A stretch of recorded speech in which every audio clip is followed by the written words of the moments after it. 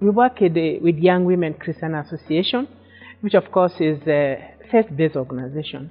But our effort is to empower women and young women so that they can have their voice, so that they can have their rights in wherever they are at all levels.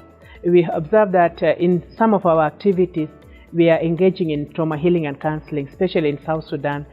Most people are traumatized and then they need psychosocial support, which of course we are giving. We have trained counselors who are giving psychosocial support to the women and then young women and then community at large. So we have also a program on sexual reproductive health and rights, that is SRHR, that is targeting young people. You know, there's a high dropout of school girls in South Sudan. And then YWCA is coming up and said, okay, these girls can protect themselves and then be able to study to reach a level where they can be able to be human beings and then also to advocate for their rights. Advocating for women's rights is a bit challenging in a patriarchy system like my place in South Sudan, where women have little rights. Maybe rights to own property, rights to like equal rights with women. At a household level, you find out that boys are given more opportunity than girls. Even in education, you find out that if a girl and a boy is have to go to school, they will give priority to boys and then leaving girls behind, saying that the girls are, after all, who is going to marry another family and they are not going to support their family. As a result, sometimes girls are auctioned to a higher bidder. Like if you bring more cows, if you bring more money, then you are married to a man who is even older than your father. Because he have a lot of money, then he has the chance of getting married to you.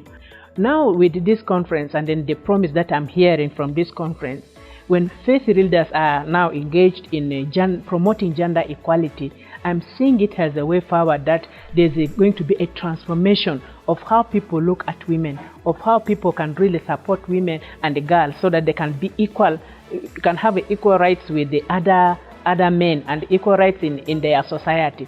So it's a joint responsibility from both the government, from the civil society, from the church, from the mosque, so that we can join hands together to work and promote the rights of women.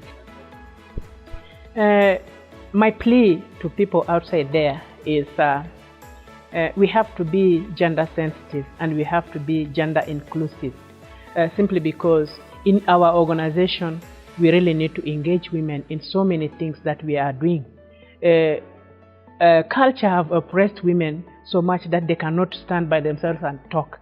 But now this is time for us to say, no, women can also participate. Women can also contribute to the development of our country, of our society, and in our community. So my argument to all people out there is like, let us promote women's rights.